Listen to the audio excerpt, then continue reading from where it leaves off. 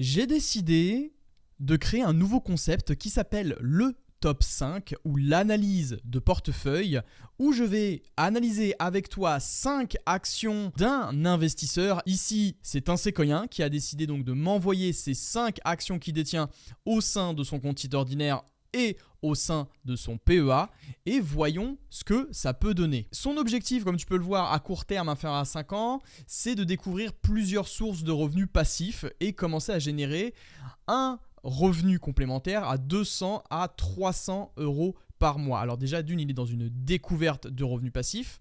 Donc là, on est juste sur de l'investissement en bourse. Il faudra aussi donc varier, comme par exemple, pourquoi pas investir sur des SCPI ou investir sur du crowdfunding ou bien de la crypto-monnaie. Bien entendu, tout ce que je vais dire, ce ne sont pas des conseils d'investissement, c'est juste une analyse personnelle de ce que moi, tu vois, je peux arriver à voir. Alors, 200 à 300 euros par mois, par rapport à la somme qu'il a investi, tu vois, sur son patrimoine en bourse, 10 000 euros sur son PEA et 5 000 euros sur son CTO, moi je pense qu'il va 200 à 300 euros par mois. Là, c'est peut-être un peu trop, un peu surestimé. Mais sur le long terme, alors on va voir sur son objectif moyen terme, 5 à 10 ans et d'arriver sur un réel revenu passif d'environ 1500 à 2000 euros par mois. Là, il faudra mettre une sacrée capacité d'épargne pour arriver justement à cet investissement-là. Souvent, en bourse, on dit qu'il faut, pour des actions à dividendes qui tournent autour de 3 à 4%, il faut environ un patrimoine de 400 000 euros en bourse, environ. Alors après, ça aussi, nous le verrons. Si les actions à dividendes augmentent leurs dividendes chaque année sur la durée, eh bien on peut avoir un rendement sur coût qui est beaucoup plus intéressant et donc, in fine, d'investir moins pour générer des revenus complémentaires. C'est-à-dire, j'en ai déjà parlé au sein d'une vidéo sur les 5 actions à dividendes croissants que j'intégrerai dans mon PEA. Si tu es intéressé, je te mets de toute façon juste là le lien de la vidéo. Ensuite, mon objectif à long terme est d'avoir un revenu passif stable et important de 2500 euros par mois afin d'avoir une souplesse sur mon travail et ma carrière. Donc oui, c'est l'avantage des actions à dividendes. Les actions à dividendes te permettent de générer des revenus complémentaires avec les actions que tu détiens. On va commencer l'analyse, mais juste avant de commencer, je te le présente grosso modo. En gros, tu vois, tu as l'action ici, la première action qu'on va analyser, c'est ASML. Le total qu'il a investi, c'est 877 euros. La plus-value générée, il a une plus-value de 321,20 euros avec un total, là, tu vois, de plus-value de 57,73%. Et en fait, tu vois, comme tu le vois ici, on va analyser avec les différents sites que je vais utiliser. Donc, tu vas pouvoir me suivre en fin de compte sur toutes les analyses pour qu'on ait en fin de compte après un niveau final, tu vois, sur cette analyse-là. Tu as des niveaux, tu vois, le 1 c'est le D, le niveau 2 c'est le C, niveau 3 c'est le B et niveau S c'est le A. D'accord, chaque ratio financier, comme je te dis, est relié à des fourchettes de niveaux, plus ou moins. Voilà, le plus haut niveau étant le Gold de Sequoia, étant le niveau A. Donc on va commencer avec SML, on va commencer sur le momentum. Donc le momentum, c'est la performance par rapport à son indice de référence. Ici, si on va sur directement le site d'analyse que j'utilise moi pour ça, c'est Zone Bourse. Donc pour t'expliquer rapidement ce que fait ASML Holding, voilà, il figure parmi les premiers fabricants mondiaux de matériel de lithographie destinés à l'industrie des semi-conducteurs. Les équipements du groupe voilà, sont destinés à l'impression des circuits intégrés sur des plaques très fines de silicium. En gros, voilà, les entreprises qui fabriquent justement eh bien, des semi-conducteurs ont besoin d'ASML pour graver justement ces circuits intégrés. Donc tu peux voir que là le secteur il est sur la technologie, matériel, etc. Si tu veux aller voilà, produits associés, tu vois, si on creuse un peu plus, associés à l'industrie des semi-conducteurs. Si on va sur la notation, alors pas la notation du coup, on va sur graphique ici directement pour voir. On fait graphique comparatif, moi j'aime bien utiliser ça. Ensuite sur graphique comparatif, tu vas sur total return pour bien qu'on prenne avec les actions à dividendes. Donc là, moi, je prends toujours sur 20 ans. Donc là, par exemple, ASML, moi, j'aime bien le comparer toujours avec le S&P 500. Bon, alors, c'est pas son indice de référence parce que c'est une action aux Pays-Bas, mais je vais quand même prendre par rapport au S&P 500. C'est l'indice, en gros, où on benchmark les meilleurs avec les meilleures sociétés. Donc, si on prend ici le S&P 500 et qu'on le met sur 20 ans ici, donc 2004, on peut voir très clairement que ASML, tu vois, surperforme largement l'indice du S&P 500. Ici, tu vois, on est à plus 8150% comparé au S&P 500. Total return, d'accord, à 334%. Donc ici, tu vois, si on met après, on était à 8000, donc là, on met 8000%.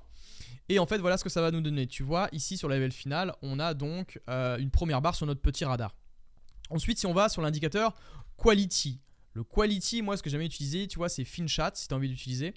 Et donc, c'est le return, voilà, le 5-year return. Parce que moi, je prends toujours les rentabilités sur capitaux employés sur une moyenne sur 5 ans. Parce que si on prend sur une année, il peut y avoir une année exceptionnelle. Et donc moi c'est pas ça qui m'intéresse, c'est de voir la pérennité de l'entreprise sur le long terme. Ici donc par rapport au retour sur les capitaux employés, on est à 30%. Et donc si on regarde mon radar, tu vois, moi je veux une société supérieure à 15%. Alors comment est-ce que j'ai fabriqué ces fourchettes? Tu vas me dire oui, mais pourquoi est-ce que tu dis 15%? Je prends toujours par rapport aux ouvrages que j'ai lus, notamment avec Terry Smith, Peter Lynch, également Warren Buffett qui stipule voilà, qui a des...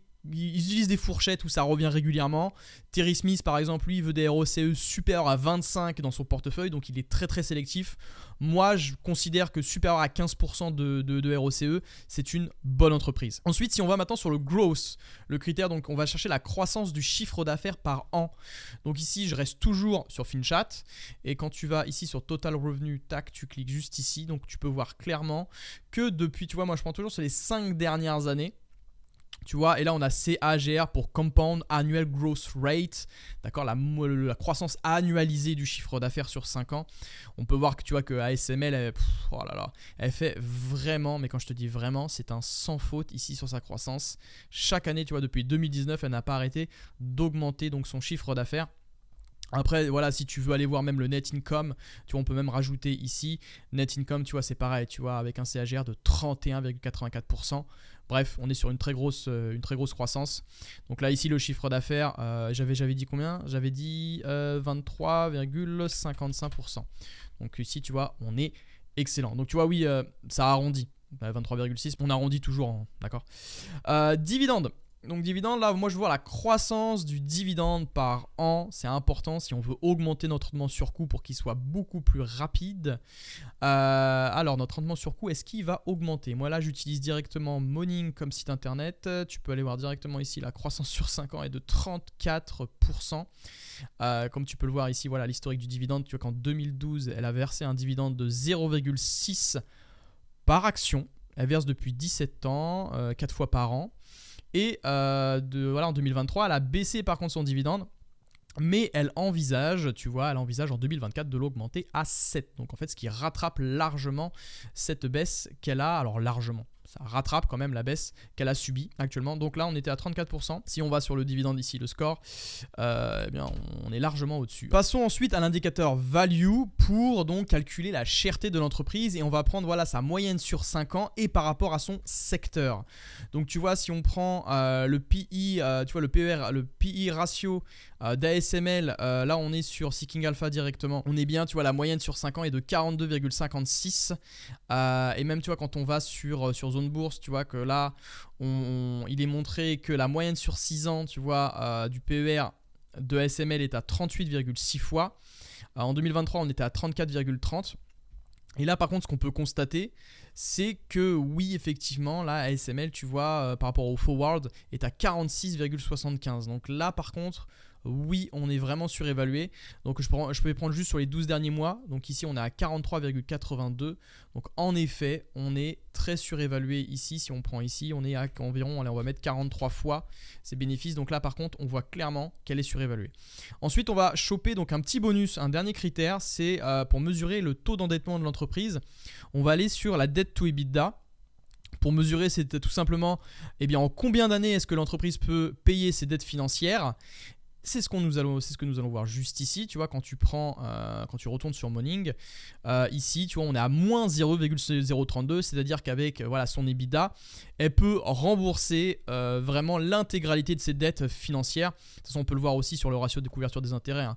Elle peut très largement couvrir ses intérêts empruntés sur sa dette impayée, donc on est très très bien couvert et elle peut largement rembourser ses dettes. Donc là par contre il n'y a aucun souci dessus, on est même à 0 là, donc voilà, on est sur une très bonne entreprise. Conclusion concernant ASML, on est sur une note finale de B avec bien entendu ce qui pêche, c'est le value où cette entreprise est payée, on la paye assez cher par rapport à ses bénéfices, mais c'est normal, toute entreprise de qualité est forcément plus cher que certaines. Donc voilà, il faut faire juste peut-être attention au niveau du prix, c'est peut-être un peu surévalué à l'heure actuelle. Ensuite, on va passer à la deuxième entreprise qui est GTT. GTT. Si on compare du coup le CAC 40 par rapport à GTT, donc on va mettre par rapport à 2004, donc on prend toujours sur 20 ans. Donc on peut voir clairement, tu vois, Gaz Transport, c'est la courbe numéro bleue, elle est à plus 183%. Donc oui, il y a une sacrée différence, il y a une différence de plus de 100% avec le CAC 40. Donc oui, ici, tu vois, si on note, c'est une entreprise qui a plus de 100% d'écart avec son indice de référence.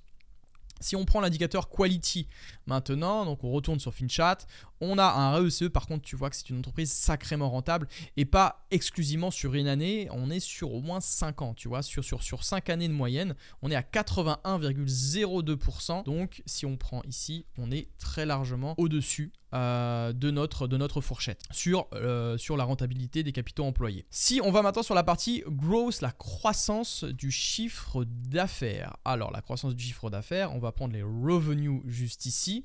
Là par contre tu vois c'est quelque chose moi qui me dérange un peu, c'est-à-dire que c'est pas une entreprise que tu vois où tu vois son chiffre d'affaires augmenter chaque année. Tu vois clairement la différence avec ASML qu'on a eu précédemment. Si on va sur les résultats nets juste ici, hop, les résultats nets tu vois bah c'est pareil, ça augmente pas plus que ça augmente à 1%. On va rester du coup sur les revenus, sur la moyenne tu vois sur 5 ans des revenus annuels qui est, on va arrondir à 5%.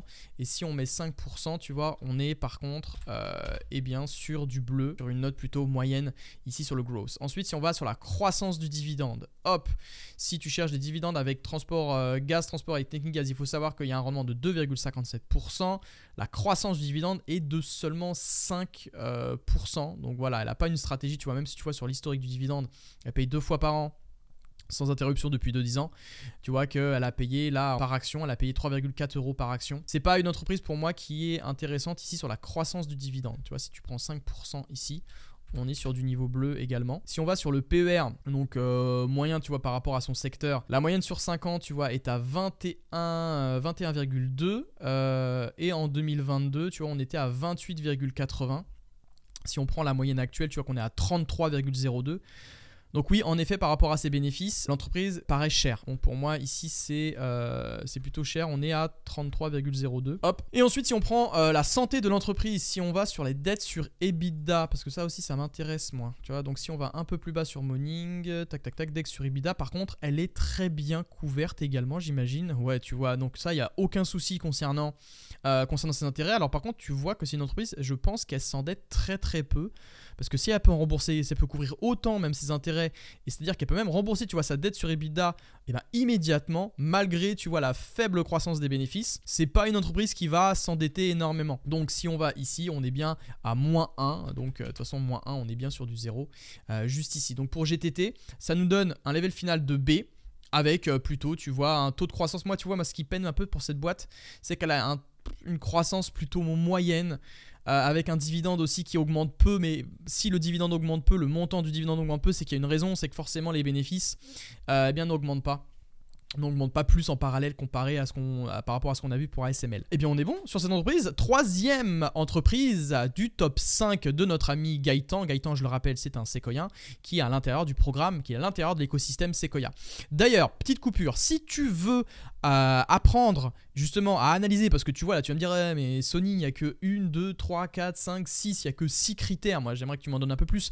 Eh bien oui, malgré que ça soit beaucoup plus épuré et beaucoup plus simple ici, tu verras que dans la description, le premier lien, tu as une formation gratuite où j'analyse en direct avec mon outil, le validateur, avec plus de 24 critères, une entreprise très très secrète. Je t'invite donc à t'inscrire à ta formation, c'est 100% gratuit, ça ne te coûte rien et tu verras mes 24 critères entièrement au sein de cette masterclass. Tu verras que tu as 3 vidéos, c'est sur la 3e, d'accord? Donc si tu veux zapper donc les 2 premières où je te présente comment est-ce que moi j'ai forgé un patrimoine de 200 000 €, eh bien tu peux pourquoi pas faire les deux premiers points. Alors on passe sur Nvidia. Alors concernant Nvidia, on voit que notre ami Gaëtan a investi 149,46 €. Il a une plus-value actuelle, tu vois, de 49,46 € avec un retour sur pourcentage de 49,46%. Alors je me demande s'il ne s'est pas trompé sur son calcul. Mais bref, c'est pas ça qui nous intéresse réellement. Nous, ce qui va nous intéresser, c'est plus au niveau du momentum. Alors, on va commencer, comme je t'ai dit, sur le momentum. Ici, l'analyse qu'on a, tu vois... Ouais, bon bref, tu vois qu'il n'y a rien à dire. Concernant concernant Nvidia, on est à plus 40 000%. Là, je pense que le calcul est vite fait, bien fait. On est à plus de, enfin voilà, je vais pas chipoter, d'accord. Ensuite, on va prendre l'indicateur Quality. On va reprendre donc le ROCE pour le retour sur les capitaux employés sur 5 ans toujours, pour éviter de faire une analyse exclusive. On prend toujours sur une large gamme. En plus, ça, Warren Buffett l'a très bien stipulé. Il faut jamais analyser une entreprise. Alors lui, il dit sur ses résultats sur 1 an. Il faut toujours, tu vois, analyser sur une période de temps qui est beaucoup plus large, sur au moins 5 ans. Et ça, c'est important si tu souhaites analyser aussi tes actions. Pense à toujours prendre sur une fourchette qui est beaucoup plus large. Ceci n'est pas un conseil en investissement, mais pense à faire correctement tes propres recherches. Le ROCE, on est à 24,92 avec même un ROIC, tu vois, un retour sur les capitaux investis. On est à 53. Donc on voit que c'est une entreprise qui est rentable, qui est sacrément rentable au niveau de ses capitaux. Donc si on prend juste ici, on est à 24%. Pour moi, c'est très satisfaisant. Bah tiens, même, tu vois, on va arrondir, on est à 25%. Au niveau de la croissance du chiffre d'affaires, donc si on prend le total revenue ici, et comme je sais que tu aimes bien, on va prendre le net income en même temps pour les résultats nets. On voit que sur le total revenu, tu vois, sur Nvidia, sur 5 ans, tu vois, alors bien sûr, c'est sur les 12 derniers mois lissés ici sur la dernière branche, on est à 45% de croissance, tu vois, on va arrondir à 46%. C'est tout simplement énorme, surtout voilà, sur 5 ans. Ça nous donne une très très belle image, tu vois, de l'importance que prend l'IA, parce que Nvidia, si tu ne le sais pas, c'est une entreprise qui conçoit aussi des cartes graphiques et aussi au développement de l'IA. Si on prend la croissance du chiffre d'affaires, donc là, tu vois, on était à 46%. Donc là, on est très bien. Le dividende, la croissance du dividende, donc ça, c'est intéressant. Alors, le dividende, tu t'en doutes bien. Nvidia n'est pas une boîte, n'est pas une entreprise action à dividende en soi. Tu vois, elle verse le même dividende malgré que les bénéfices augmentent et soient à la hausse. Donc si tu veux Nvidia pour les dividendes, ce n'est pas forcément une bonne idée. Donc ici, je vais même éviter de l'analyser là, d'accord, on va zapper le D parce que c'est pas important. On va passer directement le value, c'est-à-dire qu'on va chercher la cherté d'une entreprise. Et en effet, tu vois, si tu vas sur le cours sur bénéfice de Nvidia, on est à 95,29 fois ses bénéfices. Donc là, je vais pas te la faire, je vais te la faire courte. Oui, c'est une entreprise qui est très surévalué à l'heure actuelle. Faut prendre ses gardes, faut faire attention parce que tu vois, sur des paraboles comme ça, moi personnellement, là j'aurais tendance à éviter de rentrer. Tu vois, quand c'est beaucoup trop élevé comme ça, il y a forcément un moment donné où ça va corriger très fortement. Ensuite, on va passer donc sur la dette sur EBITDA pour mesurer, comme je te dis, le nombre d'années où elle peut payer ou elle peut rembourser ses dettes financières. Elle peut rembourser, tu vois, ses dettes financières en 1 an, tu vois, en environ 1 an. Donc ça reste quand même excellent. Tu vois, si on prend le ratio de couverture des intérêts, c'est aussi très bon. On est à 1,15. Donc si on prend, tu vois, juste ici la dette sur EBITDA, on est encore sur une très bonne boîte. Tu vois, on est sur du B sans forcément, tu vois, alourdir les dividendes. Et tu vois, même si cette case n'existait pas, tu vois, même si je mettais 13, tu vois, %, ça serait une entreprise, tu vois, de niveau B. Tu vois ce que je veux dire? Donc ici, c'est une entreprise par contre qui est très chère. C'est pas forcément une entreprise à acheter, je trouve moi personnellement, selon mon avis, à acheter maintenant. Avant-dernière entreprise investisseur, Union Pacific. C'est une entreprise aux États-Unis qui gère les chemins de fer. Et donc là, ce qu'on peut regarder, c'est qu'en euros, il a investi 111,79 avec une plus-value latente de 11,79 €. Concernant le momentum de cette entreprise-là, alors j'ai changé de site parce qu'il y a eu un petit problème avec celle que j'utilisais Zone Bourse. Il y a une limite de temps, bien entendu, tu ne peux pas utiliser comme tu le souhaites à n'importe quel moment. Donc ici, UNP, on est à 4644% depuis 1993. Et le S&P 500, alors tu vois, j'ai pris le S&P 500, du coup j'ai pris un ETF pour comparer les deux. Ici on est à 1916%, donc on voit clairement qu'il y a une différence. Donc UNP bat le S&P 500, en tout cas tu vois, si on prend une période plus large. Si on prend par contre, tu vois, sur une période de 10 ans, on voit tout de même que ça serre un petit peu, c'est-à-dire qu'on est toujours légèrement au-dessus. Donc là par contre, si tu prends max, oui, on a une différence, tu vois, de plus de 2700% environ. Ensuite, si on prend le ROS, eh bien le ROS, on est à 15,30%, donc on est aussi largement au-dessus. Si on prend maintenant la croissance du chiffre d'affaires par an de UNP, si on prend les revenus juste ici, on est à 2,76%. Donc c'est une croissance qui est assez faible. Tu vois, j'ai oublié de prendre le résultat net. Le résultat net, pareil, tu vois, la croissance est à 1,89%. On est plutôt sur la croissance assez faible pour UNP. C'est plutôt une boîte qui est bien installée, qui est bien mature. Mais ce n'est pas une boîte de croissance. Donc ici, on est à 2,79. C'est ça ce que j'ai dit, 2,76. Voilà, on est à environ à 2,8%. Si on prend la croissance du dividende, et c'est là que ça va nous intéresser du coup, Union Pacific, parce que voilà, c'est une boîte, vu que c'est une boîte mature et bien implantée et solide financièrement, enfin solide financièrement, on va voir le taux d'endettement tout à l'heure, et peut donc verser un dividende de manière beaucoup plus serein dans le temps pour nous investisseurs. Donc tu vois, la croissance du dividende, on est à 11%. Donc 11%, tu vois, ça nous met entre 9 et 13. Donc on est juste ici. Au niveau de la value, alors je vais peut-être te présenter un peu plus le dividende, tu vois. On voit vraiment que le dividende, tu vois, depuis 2003, n'a cessé d'augmenter. Alors juste là, entre 2004 et 2006, on est resté sur le même montant. Mais ensuite, tu vois, on est monté. Ici, on a corrigé. Et ensuite, on a refini, tu vois, pour finir à 5,2 $ par dividende. Et c'est une entreprise qui verse depuis plus de 30 ans et qui verse 4 fois par an. Donc ici, on va aller sur le value maintenant pour ce que tu attendais. Donc quand on va sur Seeking Alpha, eh bien quand tu vas sur le PE non gap, ici on a 23,97. Sa moyenne sur 5 ans, tu vas être à 21,84. Par rapport au secteur médian, tu vois, on a 19,03. Donc elle est légèrement surévaluée par rapport au secteur médian. Mais si on prend, tu vois, même par rapport à la moyenne du S&P 500, tu vois que la moyenne sur 25 ans du S&P 500, c'est 16,85 fois les bénéfices. Là, on est plutôt, tu vois, j'ai même oublié 23,97. Donc on est plutôt situé aux alentours ici. C'est pas une boîte qui est surévaluée, mais plutôt une boîte qui est bien évaluée dans son ensemble. Si on prend maintenant sur la dette sur EBITDA pour terminer, dette sur EBITDA, par contre, on voit, ça par contre, c'est un mauvais signe. C'est-à-dire que l'entreprise met de plus en plus de temps à rembourser ses dettes, tu vois, toutes ses dettes financières avec son EBITDA.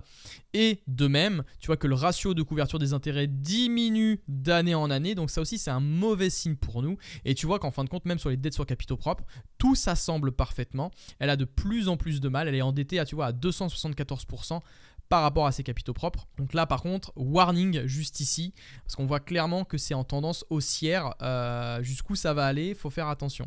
Donc aussi, on est à 2,87% sur la dette sur EBITDA, ce qui nous donne un résultat, tu vois, une note de B-. Attention à la croissance.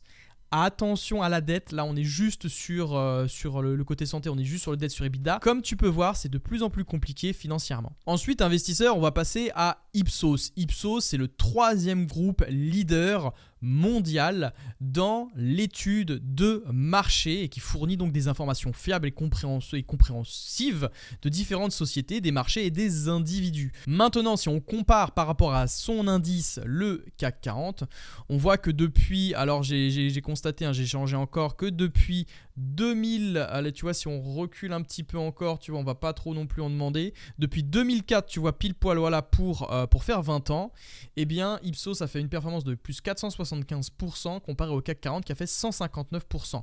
Donc Ipsos, oui, est une boîte là qui surperforme son indice de référence à plus de, allez, je vais arrondir, à 300%, ouais, voilà, 320% environ. Ensuite, revenons sur le ROCE, sur la rentabilité des capitaux employés. On est à 11,28 sur une moyenne sur 5 ans, ce qui nous donne une moyenne, tu vois, un niveau vert.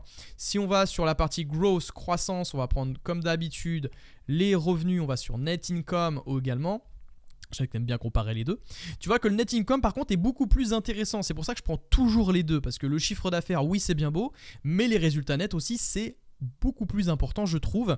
Donc là, tu vois, si tu le veux bien, on va prendre ici eh bien, les résultats nets plutôt. Pour éviter de plomber la note non plus. Parce que j'aime bien aussi regarder les deux. Donc ici, on a 17,83. Donc ici, sur de la croissance, on est plutôt pas mal ici. Donc tu vois, je me suis trompé. 17,83. Ensuite, si on va sur le dividende, alors le dividende d'Ipsos, tu vois qu'elle est en croissance, elle verse un dividende de 2,2% avec une croissance de 9% par an. Ok, donc 9%, on est plutôt sur un niveau vert. Ok, mais creusons un petit peu plus le dividende, tu vois.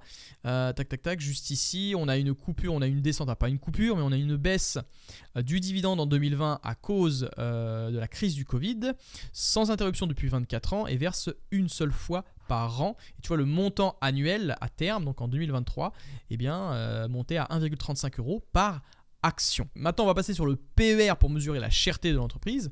On est à 14,89 fois ses bénéfices. Si on descend un petit peu plus, tu vois, un petit peu plus bas, eh bien, tu vois, on a un PEG. Alors là, dommage, il n'y a pas. Mais par rapport, tu vois, même à son price free cash flow, on est à 10,02.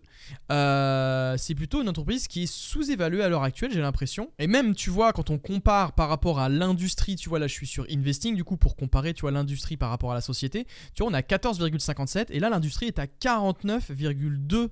Donc en effet, par rapport à ses bénéfices, là l'entreprise me paraît bien sous-évaluée. Donc ici, ça peut être une opportunité. Je dis pas qu'il faut l'acheter, d'accord, ce ne sont en aucun cas des recommandations d'achat, mais ça peut être un peu intéressant de creuser un petit peu plus l'entreprise. Si maintenant on finit sur sa dette financière, savoir si elle est en bonne santé, eh bien lorsqu'on prend la dette sur EBITDA, on voit que l'entreprise est de moins en moins endettée, c'est-à-dire donc qu'elle peut rembourser toutes ses dettes avec son EBITDA en moins d'un an, tu vois, 0,5. Ici, c'est très positif ici, ce qui nous donne une note de B+ pour cette action. Si on retourne un peu plus haut, tu vois, moi ce que je voulais regarder aussi, ah non, excuse-moi, je me trompe totalement. C'est le ratio de couverture des intérêts. Pareil, elle peut se couvrir, tu vois, davantage. Elle peut rembourser, tu vois, 15 fois. Tu vois, c'est ce qu'on dit, elle peut rembourser ses intérêts jusqu'à 15 fois. C'est plutôt très intéressant ici par rapport pour Ipsos qui est de moins en moins endetté. Investisseur, j'espère que cette analyse t'aura plu. C'est la première fois que je fais cet épisode de ce style-là. Si tu es intéressé pour voir d'autres épisodes, n'hésite pas à me le dire en commentaire.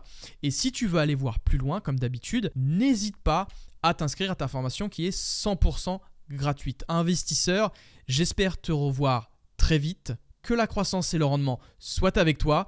C'était Sony. À très bientôt.